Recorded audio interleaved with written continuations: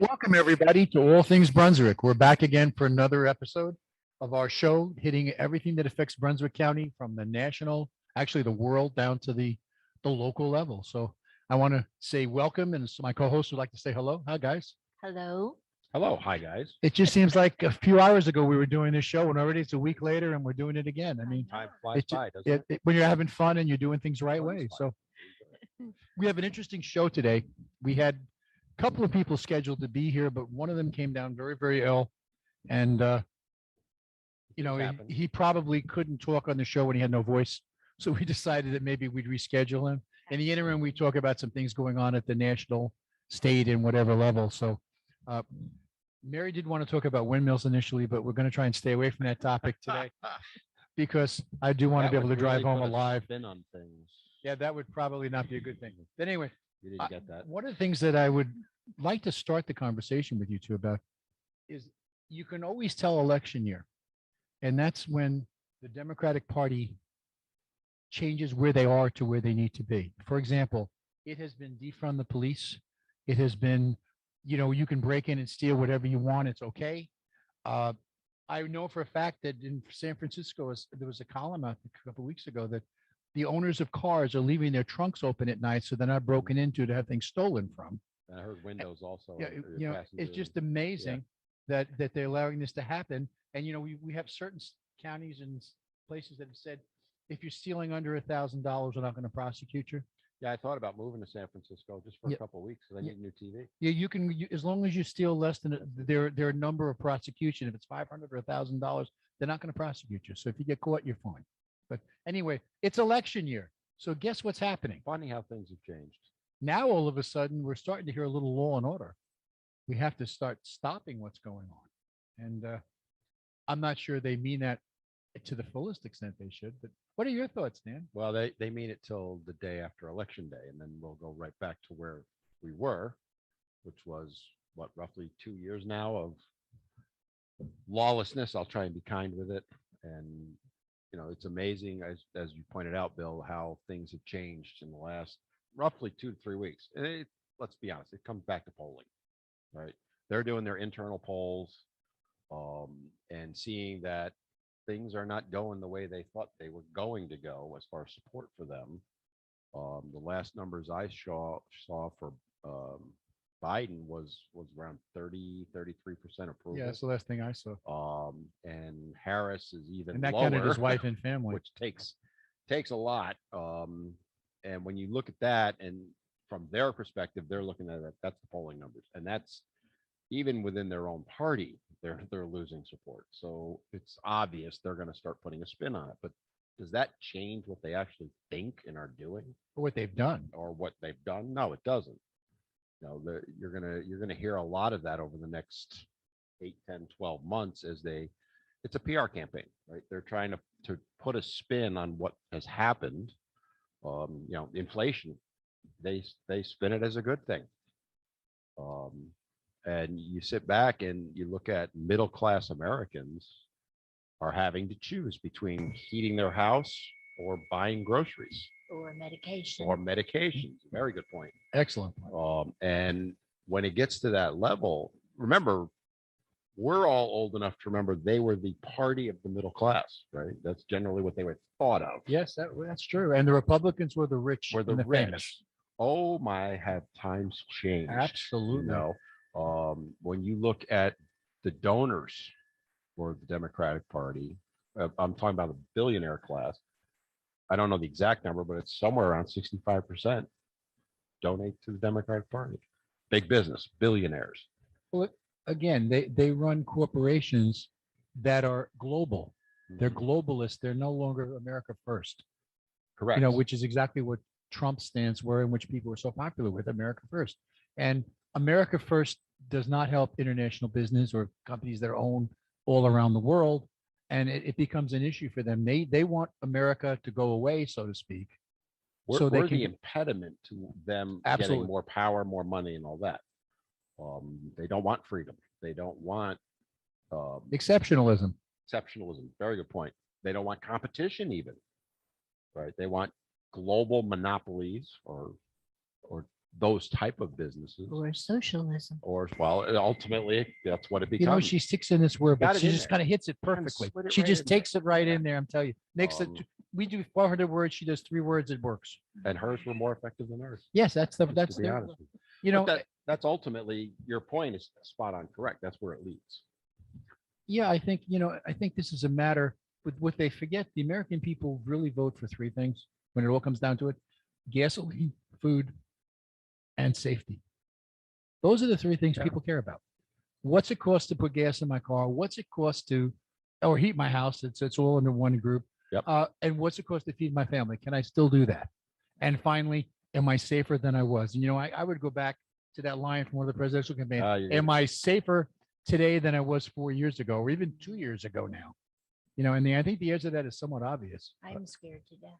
Well, I mean, you could take that even further. Think about, back in 1980, what was Reagan's famous line?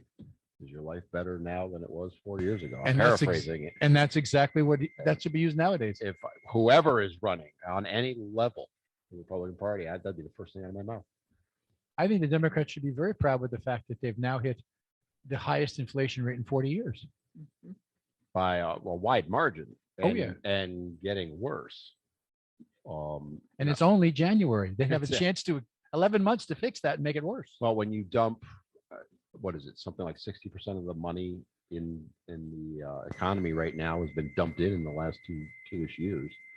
It's going to lead to not just inflation, but eventually hyperinflation. I mean, it's a train coming down the track and it's picking up speed. And they're trying to put the brakes on it a little bit. They're raising interest rates, talking about it. But it's like putting, a wooden fence in front of a train at this point, at least in my opinion. The Democrats, all they're trying to do, the train is heading to the cliff. They're trying to Train- slow it down a little Train bit. is They're not off the turning it rails. around. Yeah. My other thought when you start talking about this, take it down to Brunswick County for a little bit and think about what goes on around here. I am afraid for all these small businesses that suddenly they're only open from 8 to 5, 4 days a week because they can't get help, Can't get help. especially these restaurants. Hardee's, Mary? which closes at 2 o'clock in the afternoon because they can't get enough help. Because our government told all of these folks that they could stay home and collect money from them. So, I owned a restaurant and it was a difficult thing to hire good individuals that I trusted. I can't even imagine having that restaurant today because who do you trust? Who can you count on? You can't be there 24/7. And if folks think that they can stay home and collect money from the government, why would they want to work? And trust me, I hate the word politics anymore. I hate it because it is used so freely to make people recognize what is truly happening in our country, what is truly happening will be happening to my grandchildren, my children and my grandchildren, to my friends and even my aunts and my family who is older. It scares me to death. I do not feel safe in this country anymore. I do not. I don't feel like the future of this country is something that we can all count on. I really do not. Oh, my personal belief, and it's getting stronger, is that the country will not exist eventually. Exactly. And I'm not talking hundreds of years. I'm talking decades. I think the divide that's been created has gotten to the point that it can't be reversed. And that's a shame because when you really step back, I have many liberal friends. I have radical liberal friends. They're good people. They really, deep down, they are good people, but they've been radicalized. Now, their argument would be that I have been also. Right. And I, in some cases, would say, you're probably right. That is why I hate that word. Yeah, Because they're using it in all the wrong ways. I agree. But where is it coming from? It's coming from the powers that be that are in charge right now. when you look at a president who over the last week, Mr. I'm going to bring the country together, Sure. and is talking about anyone who opposes him as A terrorist. a terrorist. Mhm. I mean, how do you come back from that?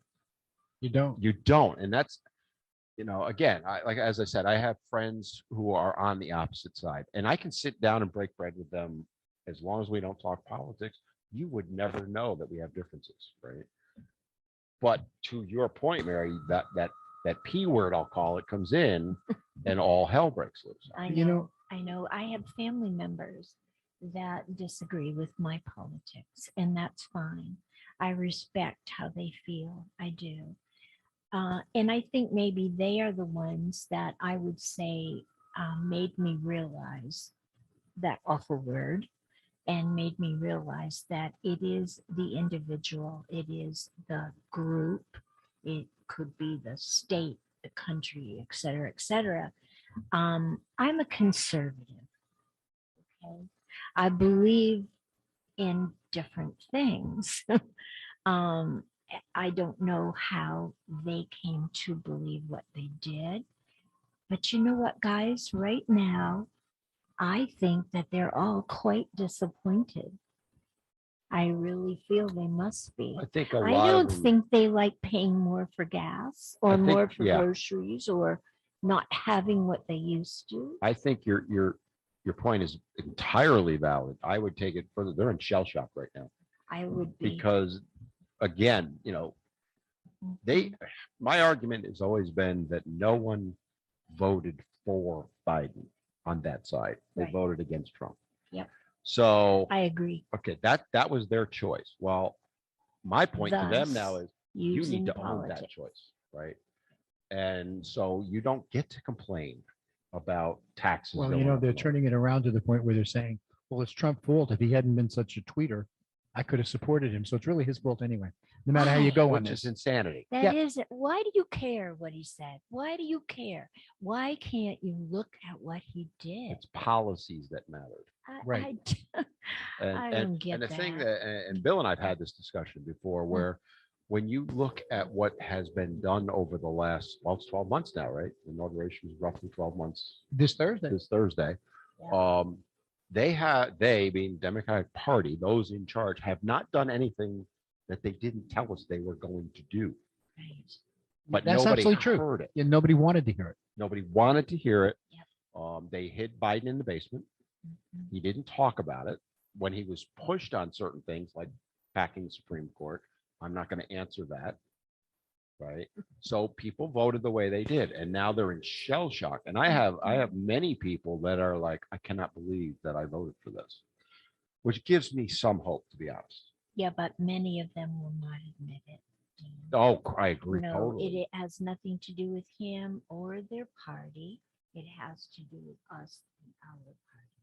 We are still responsible for in their mind. Mhm. We are still responsible. Well, they've been listening for 4 years, Yes. how bad the Republicans are and Right. anything, Or and- T years, well, yeah, probably so. when you You really just look go- at it. And go back to Obama to start it with. I would go back to Reagan. If Yeah, you think about back in the 80s, this is when this really started. Except the difference there was the Congress could still work with each other and go out to Yes, dinner. They there didn't was agree, civility. but they could go out and talk to each other and have Yes. dinner with each other and just agree to Yes. disagree. Yeah. Nowadays, it's a hatred. Right. You are either with someone or you are to be hated. Yeah. And unfortunately, circling back, I hate to use that term now because that's Saki's terms. I'm going to circle back to you, but I'm going to use it. Circling back to, that's why I think the country is in serious trouble. And Mhm. whether, you'll see terms like peaceful divorce thrown out. I don't know. I don't know the answer. I have no idea. Well, I put a column out on that years ago, and it's interesting, on how to divide the country. I realized that years ago that we're getting to the point where we just can't live with each other anymore, and we need a divorce. And a very simplified version of what I put out is you've got the South and the West, basically, exception California, which we hope for something to The fall into the coastline, sea. yeah. And I'm going to the sea. We're praying for a little earthquake or Oregon something. or out there. Portland. I didn't really mean that, people. I'm just joking. Just Before I get clarify. 5,000 letters about trying to kill off the population. But it's just the coastline though. Yeah, it's just the coastline. And what I thought about is we have computers nowadays. Computers list jobs and whatever else. There is nothing that says we can't say, here's the, which for want of an argument, the Mason-Dixon line, okay? North of it will be blue, Right. south of it'll be red. Go on the computer, find someone in the opposite place you want to be, who Oh, has a there we go. job similar to Yeah. you, who has a house that you want to trade for, and swap. Yeah. Excuse me, it is workable. It'll work because of the computer systems that we have today, Mm-hmm. and we can get people lined up. And because I really don't think at this point we can make this up anymore, because we're beyond talking. Yes. Now And it's a that's meet. the point right there. Oh, where and we that's so can't even have sad. civil discussion. There are things that you and I don't agree on. I'm sure there are things that Mary and I don't agree on. I but we admit when can- you're wrong. and there But it is. we work it Yeah, out. but we can talk civilly about it. Exactly. Whereas, and by the way, I'm going to be fair and say it's on both sides, but more on the other side, that they cannot sit down and have a civil discussion and disagreement. And that's, you talked about Congress earlier. Back in the day, they used to hang out and go out to dinner all the time, Right. all that. Now that, if I don't know, They if- wait to pounce on each if other. Senator Tillis Yes. went out and had dinner with, I'm trying to think of How about Chuck Schumer? Chuck Schumer. Don't get me started though. These days they could probably do that themselves and be fine. But the media perception of it and how it would be Yes. twisted on social media is where it would be a major, I'll call it a scandal. I don't know if that's the right word. And that's why nothing is getting done. It would too. become a major issue, It would be. and whether it should be or not, it would become a blow up that would make things more partisan and not help it at all. They would label someone not as a bridge builder, but as a traitor. And that's the word they'll use too, is a traitor. Absolutely. And that's an issue. I think basically we need to get back to God. We need to get back to having morals. We need to teach our children value in everything, even what they say and what they do, not just what they own, and have the option to listen. Nobody wants to listen anymore. No, they're so set in their ways, they They are can't even so hear set the in other their side. Well, ways. we need to return to parents the role of a parent, Yes. but they have to accept it I was also, just because that's about not to an say- easy job. Parenting is not easy at best. As I used to tell my kids, they never understood that when I punish you, I punish me too. And they don't understand that till they have their own kids. Right. But too many people are just handing that off. They've turned it over to the schools. They've turned it over to the government to handle their kids. And that's not going to work. Mary's absolutely right. We need to bring God back into this operation. We need the values that go with that, the Judeo-Christian values, which are the basis for this country, the Yes. basis for Western Yes. civilization, and go back to those basics and honor them. Okay. And, there's nothing wrong with them, but we have to accept the fact, first of all, we don't accept individual responsibility anymore. That's the biggest Oh, issue. yeah. It's I always agree. somebody else's fault. Yep. And it's always the bigger part. I'm not at fault. You made me do it. Mhm. And we have to start saying, look, I did it. I made a mistake. Personal accountability. There's the word we need. That, and that at all levels, and being, the other one thing I would add to that is humility. Being Thank you. I willing do have a to lot of that, admit but appreciate that. You're wrong, even though I never am, especially when it comes to discussions with you, Bill. No, I was However, wrong once. I didn't even think I was right. I am humble enough to know that I'm always right. All kidding Oh, aside. Lord. Did you call? But I mean, humility has been lost too. It's people, and if you spend any amount of time on social media, people sit behind a keyboard and attack for Yes. hours and hours. And sometimes, I'll be honest, I love poking the bear. I find it amusing to point out facts, and it just sets them off. and- But it makes life easier because of the computer issue. You don't have to look somebody in the eye and say something. exactly. I can do it from You can hide anonymously behind that And keyboard. 1,000 miles away. There's too much of that. There's way too much of that. We're just all pausing for one moment here.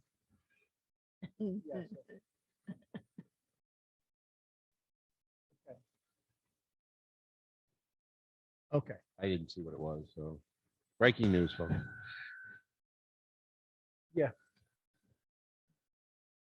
We have some breaking news we want to There's share with breaking you news now. we wanna share. But just in, state lawmakers are looking at possibly delaying the state's primary to June 7th now. The North Carolina Senate's going to vote on it at some point in the next few days. So that just came out about 10 minutes ago. Why? North Carolina state legislator? Wow. Well, we can have the elections and the primaries the day before. I was Good just gonna say grief. that does not leave a lot of time. For anybody to between- do anything, Yeah, which means Yeah. that they're going to change the sign up again, the enrollment period. they have to, right? Well, it's right now it's scheduled for the 24th of Feb, and that was with a May thing. If they slide it 3 weeks, they could slide that too. Slide that back too. Goodness. Well, I hope they don't decide to do that. That's not a good thing. But back to where we were, people, about individual responsibility. Yes. We should have the individual responsibility to hold the dates. But I really think, But all kidding aside, I I really think it boils down to. I think something that we had with Dr. Tony on a few weeks ago, Mhm. he has a whole, as we all know, Dr. Tony is a great conservative doctor who has great thoughts. He's been working up a whole thing on return to God and return to the religious issues, basics, and we have to get back there to save this nation. Right. And I think he's right, and maybe we should look to bring him on in the I next think few weeks. we'll ask him to come on next week and tell us how he I feels. think that would be That a would be awesome. great thing to do. Yes. Mhm. You know, I think that would be. and then you outstanding. and I can go away, and Dan and Dr. Tony can just have My the. best friend. And matter of fact, if he wants to come down, we'll drive him. Which then you could just go out and have dinner, and we'll come back and pick you guys up when it's I over. think that Dr. Tony is a very sensible, responsible. And his, uh, anything he says is person. well thought out, It is. and he can document and Yes. support any statement he Yes. makes. So, And I believe that our audience would benefit from hearing what he has to say. and I agree with you, but I really believe the critical element is what we've talked about is being able to talk to each other, and not Yes. even talk to, being able to listen. Because too many people, you're talking and I'm thinking what I'm going to say next. I have no addition. I'm not processing what you're saying not at all, hearing it. Right. but I've got my next point ready to roll, and I paid no attention to what you're saying. Listening is important, Right. and allowing different views to survive. And discussion. We're living in a bullet point headline society right now where whether you go on social media or the news, social media being the classic example, you'll see things posted. People will read the headline and assume everything from headline, never bothering to read the story or the facts behind Right. it. Right. Same thing happens with the national media Mm-hmm. on TV. Remember, they don't care about truth in the media. They care about eyeballs. That I is think one of our that problems. but I've said this for years, that every news media show should start out with a statement, this is news or this is commentary. Mhm. And so you understand that what you're listening to is someone's opinion, right, wrong, or indifferent, Exactly. versus the facts and the news. The only Yeah. problem with that right now, Bill, is they aren't talking about facts. It's all opinion on Well, every Well, then they level. need to label every one of their That's what it shows is. commentary and get Mhm. away with it. There are places like One American News and even Newsmax that's coming out with factual information. Fox to an extent is doing what they need to do, but they're starting to go a little bit either way. Mhm. You have MSNBC and you have CNN, Those are which is propaganda nothing outlets. but They're pure they're propaganda. pure commentary from the first time they open to the end, and they just read the talking points that they get from Democratic headquarters, Right. and that's all they do. But keep in mind, having been in the media, I know that all they care about is getting clicks, or Mhm. back in the days, Right. they're looking for ad revenue. So they're going to go to whatever will get somebody to click on something or watch or listen to something. So Exactly. anger, is what people respond to. Right. They don't respond to happiness. And that's why, if it bleeds, or around, bleed and lead, whatever. Sorry, Bill. No, But you know what I mean, right? I have a suggestion. Yes, ma'am. Folks. Get away from your computers, get away from your Yes. TVs, go out with a friend, have dinner, have coffee, talk to somebody, look them in the face, let them know if you like the person, let them know you like them. Okay, you spend too much time alone, you think too much. And- You know what and I like? that's- That you're right. commercial with the grandparents and the kids come in and they scan them to make sure they got no Yes. devices on them. Throw Yes. them over here. Yeah. You know, there's actually a company, a Hawaiian-based company, that's offering $25,000 to a family that can go 30 days without any computer type. I heard that. You know, and- Really? I have not heard Yes. about And this. what they Where can want, I what sign they're up? doing, you know, they'll offer it to you, but you then have to take a lie detector test to prove it. They're not just taking your word. I on it. will let them put a camera on me and watch me. I would But gladly do 30 that. days without the phone, without without the, anything that's media based, anything that's computer based, it's all gone. You got to live just a Can I have a regular life. book? You can have a book. Can I have my Books are guitar? great. You can have your guitar. I'm good. You can have your weights. I'm good. You I don't need can, anything else. and you can have your dogs. Mhm. So, but, and But if I can 30 leave- days of I going can through leave that, Lori they home, were so- offering 25 grand for it, but you got to take a lie detector test to prove it because they're not taking your word. And I understand that. I get it. I mean, but to your Especially point, how young many people. could do that? I could. I know I could actually. I would welcome it, to be honest. Well, you even see those things on, even on social media. It says, would you live here for 30 days for Yes. $50,000 if you give up everything and basically you didn't have electricity? Would you do that? And how many, I don't know many people that could do that. They would very few refuse. could. Well, my grandkids, for example, you took away their media. I watched them sit in a room. They're Mhm. talking to you over there, but they can't say hello. They're talking to They gotta themselves. text you on- each they're other, yeah. texting each other. Yeah, on and the I same just- couch. Yeah. I go nuts with it.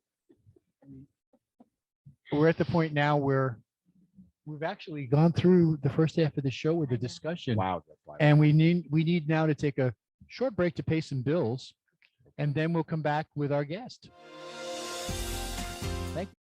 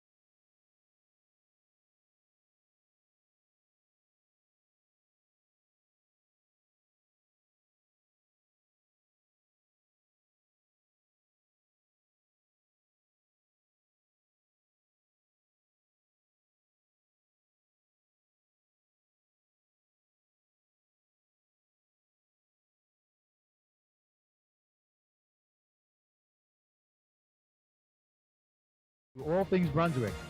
We've had a great show going on. We had a lively discussion for the first part of the Spirited show. debate. And, you know, of course, the rose among thorns made all the critical points that we needed here and summed it all up for both of us. So we appreciate that. But now we have something, we have a guest, a guest of very, very high standing, a very, very nice gentleman, someone running for higher office. And I think you should be heard. Why don't you introduce him, Mary? I would be happy to. we have online Michael Stading, who is running for the Court of Appeals in the state of North Carolina. Just a little bit of background on him. He is a former prosecutor, former defense attorney, business owner, Fraternal Order of Police attorney, Air Force JAG, district court judge. And he made the decision to join the Air Force Reserve at age 35. And that provides such leadership for him. I have a great deal of respect for this gentleman. It is a pleasure to know him. And thank you so much for being on our show, Your Honor. Thank you, Mary. Thank you, Bill. I appreciate you asking me to come on today. We appreciate having you here. Dan, you want to start out with a question or? Oh, go ahead. I'll let you. Oh, you see, you're going to dump it right to me. Okay. Well, you know, I know you're a sitting judge right now and you work really hard at what you're doing. Why do you want to move up to the Court of Appeals? There's a number of reasons. First off, let me say this. We have 3 kids here at the home and a dog. So at some point in time, you may hear them in the background. And let me go ahead and apologize in advance for that. Dan, so don't worry about it. That's fine. Yeah. Well, thanks. My 13-year-old helped me put some noise cancellation stuff on my computer. He's my tech guy, but anyways, I don't know if it works just yet. This is the first go around, but I mean, I think you know the experience. It's just kind of a patchwork, a quilt work of experience. You know, and sometimes that military stuff helps people get organized and helps them see the world a certain way. I think that's something that can contribute and help up there in the court. Having the trial court experience from district court and not having to read transcripts and then be so abstract, but actually know what was going on in the courtroom. Hopefully that'll help out. And, you know, having the eye of someone who's represented the police, who's been a prosecutor and I mean, you know, also been a defense attorney, hopefully having seen all sides, all angles of the courtroom can help out with the appellate court there. It's something that's that I think it's got to be a calling, something your family's on board with you doing. And it's, you know, I feel like I've got something to contribute there. It'll hopefully help out the entire state. I agree. I have to say, the very first time I ever met you, I felt that this was the thing for you to do. You have, I guess the first impression I got was that your knowledge, your fairness, gosh, I could go on and on, was something that our Court of Appeals needs. So I'm totally with you on that. Wow. Thank you, Mary. That's kind. Understanding that you can't like give direct commentary on any cases that are out there. What do you think the biggest struggle for the judiciary in general is right now? I'll answer that from my perspective, where I sit as a district court judge. You know, when we were all hit with the threat and, you know, the strategical use of COVID a couple years ago, that the courthouse was not immune from that political use. And, you know, it impacted every facet of district court, what I do. You know, it's strange. Some courtrooms kept going, some didn't. And, you know, you have to ask yourself, although some of them are probably more essential than others, you have to ask yourself, why are some courtrooms not operating? And you have to wonder, you know, why are you more likely to catch COVID in one courtroom and not another, and why certain hours of the day? There's just some strange things there. And the same thing with, you know, even if you're dealing with conditions of release of people who've been charged with crimes, you know, why was COVID maybe not a concern when a crime was potentially being committed, but then when you face possible jail, it is a concern. And so it's just it's something that's been a struggle in the court system, especially at the district court level. And I'm sure that the same thing's going on at the policy level courts, where they have to deal with those issues, whether it's when they're actually appealed or when they're dealing with their own courtrooms. So when, you know, how hard was the district courts hit with COVID? They you know, it varied county to county. Some counties kept kept rolling. Some of them kept doing what they did the day before and continued to operate very effectively. Some shut down and didn't operate except on a skeleton basis. And that's created a huge backlog in those counties. I mean, there was already where we are, there was already a backlog in cases anyways, from a civil standpoint, from a criminal standpoint.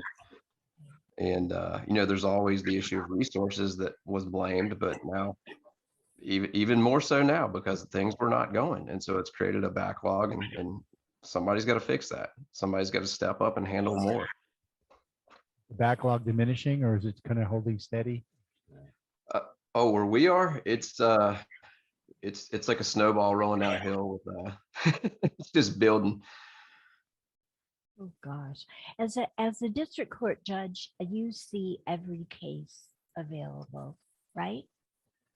Yeah, so I tell most folks when they're walking into a courthouse, they're usually going to come into district court. And that's going to include things as simple as traffic infractions, or it could be as serious as felony murder. Could be small claims court after it goes from magistrate's court. Could be car wreck case. Family court is a huge part of district court. So divorces, splitting up assets, where the children go, all those sad things. And then also dealing with juveniles, domestic violence, involuntary commitments. So you're exactly right. It's a little bit of everything. So in doing that, how long did it take you to make the decision to run for appeals court? It was, I wish I could claim the idea as my own, but it's not. When I ran for the first job, I actually was operating my law practice and doing just fine. And I talked to the fellow who's actually, I consider to be my congressman in the 9th district at this point in time, Dan Bishop, and he encouraged me to do this for district court, as well as court of appeals. And then some of the sitting judges, also some of the conservative judges, including Superior Court Judge Casey Visor, they encouraged me to run for district court. And then, 3 years later, I was sitting down at a coffee shop with Jeff Carpenter, who's a court of appeals judge, and just talking about what each of us was going to do. And he's been kind enough to give me guidance. And he initially, I was talking to him about running for his old job in Superior Court, and he said, "Have you thought about the Court of Appeals?" And I said, "No, I haven't thought about it at all, and I don't think I will." And he put that idea in my head. Came home, talked to my wife, prayed about it, talked to some folks who know more about politics, state level, than I do, and they encouraged me to do it as well. Do you feel, Michael, that it's more political than district court? So I think each job's political in its own way. If you're dealing with a county position, you're dealing with a different set of folks, that's for sure. But it's still politics at the end of the day. And then of course with the statewide thing, you naturally are going to go to party events because those are the folks that are going to help you out. But I can tell you this, as a conservative judge, I don't feel like there's an agenda there. I feel like all people want you to do is be fair, interpret the law, call it the way it is. What the legislature writes the law there, and people tell you as a conservative judge, you're just supposed to interpret that, and you're supposed to take it what it is. Use your common sense. Don't take an agenda and implement it in what the legislature's already done. And so, although there's some level of politics, it seems like it's more of an intellectually honest thing with the conservatives. And that, folks, he certainly will do. Now your family is totally on board with you. They are. It is a statewide race, so the same thing someone running for governor or senator would do, but it's just you and your family for the most part, and then the folks in each county that help you out. You do have a network, but it takes out a lot on your family because been home for a couple of weeks, but it's time to get back on the road and be gone every night and go to those meetings. And the primaries got pushed back, and so I was going to do my reserve duty after the primary. That's not really an option anymore. I've got to go ahead and start taking care of those things. Yeah, I have a question for you that probably our people don't quite understand, our listeners. What does the Court of Appeals do that's different from your district court that you're in now? Yeah, so I'm in a courtroom where folks come in and the parties are there and they give their testimony and I sit there and as judge and jury, unless it's some limited circumstances, and make the decision on that case right then and there in front of those parties. The Court of Appeals takes cases that are appealed from that trial court as well as from the Superior Court, depending upon the type of case it is. And you're reviewing the transcripts and the record on appeal, and you're hearing from attorneys that come and argue in front of you. And at that level, you're looking back to see if the trial court did what it was supposed to do.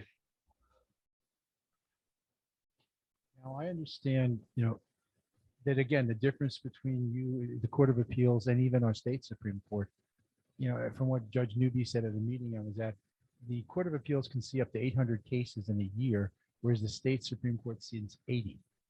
Wow. Now, if I remember correctly, the Court of Appeals doesn't work as an entire unit. Am I right or wrong on that? You're exactly right. So it is much like district court is the workhorse of the courthouse. The Court of Appeals is the workhorse of the policy level courts, and so they do have a high volume of cases. And so whoever runs for that better be prepared to work pretty hard. And you're exactly right, Bill. The Supreme Court will sit as a body, so all 7 justices will be there together and make decisions as a body. With the Court of Appeals, there's 15 judges on the Court of Appeals, but they sit in panels of 3. So the cases will be assigned in panels of 3 and then majority rule there. Now, who decides the panel of 3? Right now, the chief judge makes assignments there. The chief judge is Judge Stroud. Sorry to keep jumping in, but I'm clarifying something. If I remember correctly, I think there are 10 Republican and 5 Democrat currently, and there's a couple of Republican seats open. So is it a 2-to-1 majority, or do they do something different on each of these panels? You are well. So I don't believe it is I don't believe it's an even split on every single panel. It can vary, and on the Court of Appeals site, it actually lists the panels out. And are those panels set up geographically or just based on cases as they come in? I don't know the decision-making process that goes into that when Judge Stroud does that. I don't believe it is geographic though, because a lot of the folks are from the same area. They're currently on the court. If I can kind of change the way we're talking here. One of the things I think we were talking before you came on about where the country is at in general. And I think my personal opinion is the judiciary can have a significant role in bringing the country back together because it's fair and impartial, if I can use that term. What are your thoughts on how the judiciary could potentially help, I guess, bring back the confidence in government, law enforcement, all of that? Because as we were discussing before you came on, we think in general the public has lost that. What are your thoughts on how the judiciary can, through their job, improve things? Well, when the founders set up our government, I mean, they intended there to be the separation of powers. And when folks don't understand, and when I say folks, I mean that could be judges, when they don't understand the intent there by the founders, and that there is to be a separation of powers, and when someone oversteps their bounds there, I can imagine why the public would lose confidence in the court system. And I think you're exactly right. I think that's that third branch of government that, if they do the right thing, it can pull the country back together. It can get things going the right direction. It can have that impact where people will have complete confidence in the system as a whole. And the way you do that is you have people who don't act as hacks, who don't carry out a political agenda on the court, but do exactly what they were put there to do, which is just make decisions based on the facts and on the law as the legislature put it in place. I think you just hit on what my point would have been, which is each of the three branches has their role, and the judiciary can go a long way in doing what they're supposed to do, which is be the check and balance for the other two. And I think we're starting to see that more and more. The recent court cases with the Supreme Court over the mandates being an example of that. Well, I think, and you're right, but I think a lot of it has to do with the fact that under the Trump administration, we appointed 400 conservative judges. In our state, we are now putting more and more conservative judges into positions statewide. In 2020, we won 8 out of 8 judge seats that were up there. And when you start putting conservative judges in, as Judge Stading's been saying, if you're there to interpret the law rather than make the law, you're going to win people's hearts and minds. Exactly. That's right. Michael, That's is there one thing in particular that you would like to accomplish if you sit on the Court of Appeals? Or when you sit in the Court of Appeals. Sorry, when you sit on the Court of Appeals. In terms of goals, when I get there, I mean, I just want to work really hard, do a good job, and use that judicial philosophy of Justice Scalia, and be intellectually honest in every single case that comes in front of me, and to make sure that the law is as it was intended to be at the time it was ratified, whether it's the Constitution or the statutes that we get from the General Assembly. And I just want to make sure that I'm implementing that common sense. The Chief Justice told me one time on a phone call, he said, sometimes when I make decisions, I think, would my grandmother say that this was the right decision?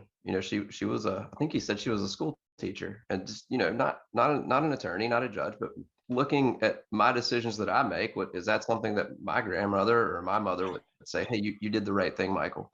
And I just want to take that common sense philosophy, the work ethic that I've used in district court, apply that, and just be the best that I can when I get there. Great. Is there any one thing that gives you pause? No, once we decide something in our family, it's just full speed ahead. So I'm ready to take it on, the whole thing. I think we've hit about half the counties at this point in time. Not driving around, probably driven through almost all of them, but in terms of events, about half the state. So I just want to keep rolling with that, and make sure that I get my obligations fulfilled to the Air Force, and make sure that I'm still a good husband, good father, good son, and keep all that intact there. Great. How has the military enhanced your skills, and if you at all that you can use in your position now and the positions in the future? In two ways. When I go, I get to be a litigator again. So I'm hopping off. I usually sit there as a judge in my civilian job, but I get to hop off the bench and be an attorney again, get to be a prosecutor again. And it just kind of reminds me what it's like to be there. It gives me that perspective. Also, when you're in military court, you're in federal court. And the job is to seek perfection when you're in that military courtroom. And it's just such a primer on being an attorney, being a judge when I do that. And then the other part of that is the actual military training you get. Recently went to squadron officer school, and it was a 5-week course on how to be a leader and how to make sure that you stay organized and apply that to every facet of your life, not just the military. And I don't know where else you would get that training. Well, I would agree with you as a retired military officer from the Army, which I would point out there are only 2 branches, Army and support, but I know you're Air Force type, so I'll give you a little bit about that. But I agree with you that the Send your leadership letters training to there Bill is second to none, and it helps in any aspect of the future. So I applaud you for your service, and I applaud you for the direction you want to go in your family, and I think you're going to do a great job. Thank you, Bill. I agree. And we'd like you to come to our county. So we shall be making plans to do that. And Absolutely. we'd love to have you back on our show. As often as you'd like, And I love to discuss after the election how it feels to be a member of the Court of Appeals. I'd love to do that. Thank you so very much for. being Before I on let you today. off the hook, there's a question I ask everybody that comes on the show. Give you a little background on it. And basically, the question is, what can you tell people that no one knows about you?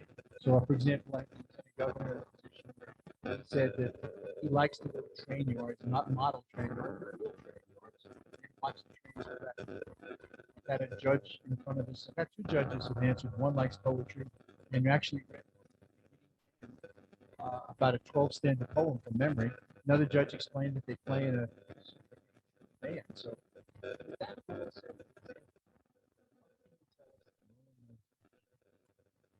Uh-oh, Bill, I lost you on that last little bit there.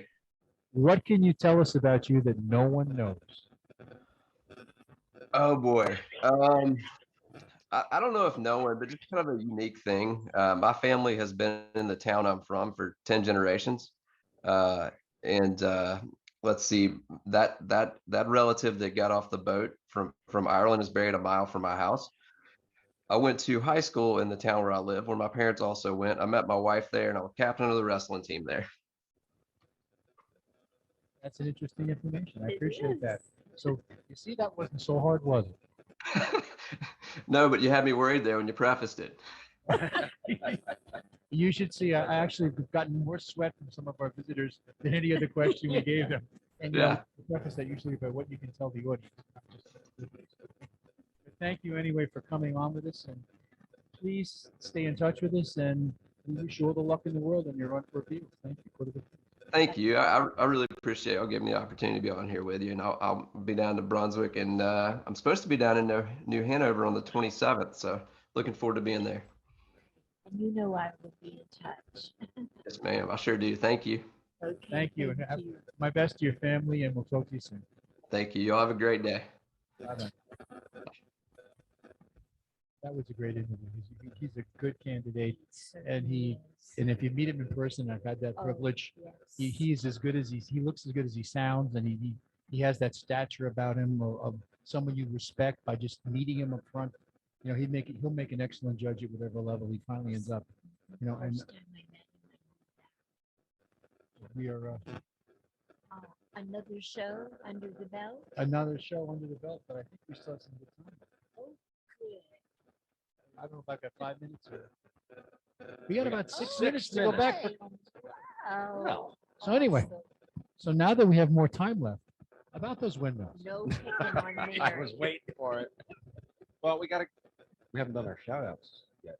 That's true. We have not said hello to Deborah Joan and little Lori Little Lori, and all Betty those May. people and Betty May and all those people at Full Circle Fitness that work very hard every And day who listen and who to put us up with while us. they're working out. and put up with us too. That's true. Yes. That's And especially little Deborah June, who actually is a troublemaker. You know, I'm the one that keeps her in line. That's how bad she is. I would like to just say a couple things to our audience. If you care about your country, if you care about your county, if you care about what you will see in the future, get out and get involved. Make a choice to help your family, your neighbors, friends, anybody. Just be part of causing them. We hope to have many people on our show to give you the information that you need to make the right decisions. And I'm hoping that we have a number that you may call. Right, Nick? If no, okay, you can email me. Not Not today. yet. We're getting there. Okay, We're gonna you have can it. email me at commstilwell@gmail.com. Should you want to hear somebody in particular, we will try our best to bring them We on. would love to bring on people that you're interested in hearing. In the Yes. meantime, Mary's been doing a superior job lining us up guests. Just the quality of the last couple of shows we've done just stands out there. If you watch the earlier show we did a couple hours before this one at 6 o'clock today. This is our 8 o'clock show tonight. We have a new special. And you would have seen both county commissioners and the General Assemblyman and Frank Eiler on the show. And they were terrific, giving us insight to what's happening. giving us information that you really take for granted and you don't know and you should know. So if you have other people you think we should talk to, get in touch with Mary. We would be glad to schedule them on our show. We have a full line we're working on. And what we basically do is we look for what issues going on. We try to bring people in that fit what's happening outside, and we will change the schedule around if something hot suddenly breaks. And it's more important to bring on someone from a different level because of what the issues that are happening outside there. So, And the point to be made with all that is one of the biggest complaints you'll hear from people is politicians are detached. You can't talk to them. Well, they're literally sitting across the table from us and they're talking to us. And they want to know what you have to say. So don't be afraid to reach out to us and we'll ask you. absolutely not. And don't be afraid to reach out to them. The Yeah, people man, that I we was have just on gonna- this show, they will talk to They you. will talk to you. Yes. You know, that's a myth that politicians are not willing to talk to you. I've for decades now talked to them at all levels, from federal down to frankly dog catcher.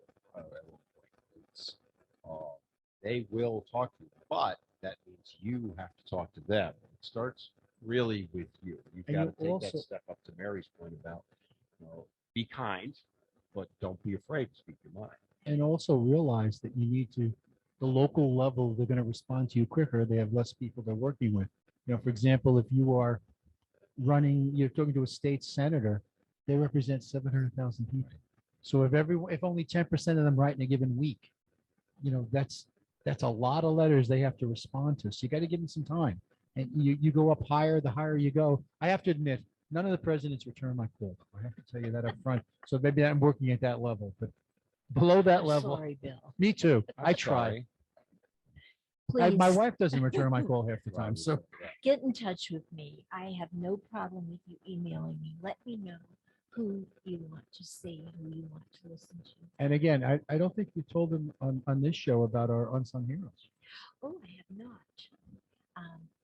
We are going to start a new episode on our show. Once a month, we will be recognizing a person who goes above and beyond, gives of themselves, their time to do good. If you know of someone that you feel should be named our unsung hero, please email me once again at comstillwell@gmail.com. That is